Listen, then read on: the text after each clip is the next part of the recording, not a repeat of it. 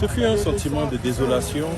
C'était vraiment triste de voir toutes ces personnes de la diaspora et des citoyens béninois qui ont perdu tous ces investissements après des années, toute une vie de travail, toute une vie d'épargne, voire ce champ de ruines fut pour moi vraiment un véritable choc.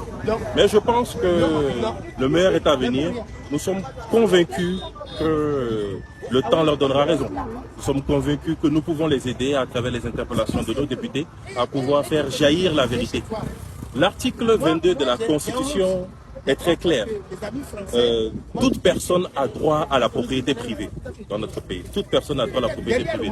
Nul ne peut être privé de ce droit, sauf cas d'utilité publique contre juste et préalable dédommagement.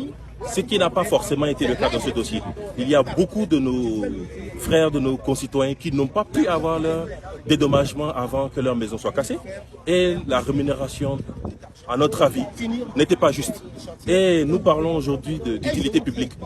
Lorsque nous avons entendu le DG Simo parler d'expropriation pour utilité publique, nous avons été un peu choqués. Parce que est-ce que la promotion immobilière est une raison d'utilité publique?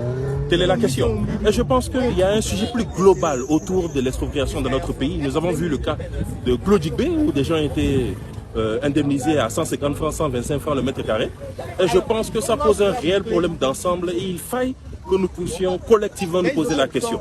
Je pense que Amnesty International a joué ce rôle-là aussi en faisant un rapport chassé pour planter des cocotiers. Un rapport qui a été très alarmant sur les conditions d'expropriation et de dédommagement des populations dans notre pays. Nous avons le cas de la marina à Ouida, le cas de la station balnéaire à Blekete, nous avons le centre d'affaires administratif à Flakodji, nous avons le quartier Fiegnon.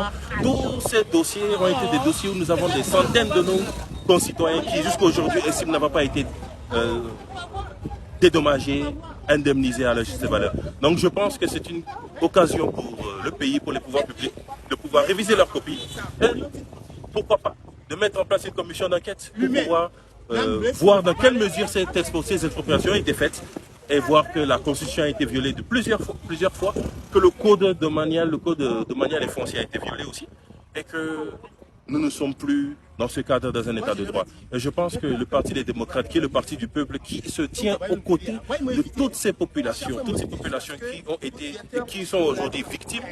Et je pense que notre rôle ici est de faire jaillir la vérité, de contribuer à faire jaillir la vérité, parce que nous pensons qu'avec le temps,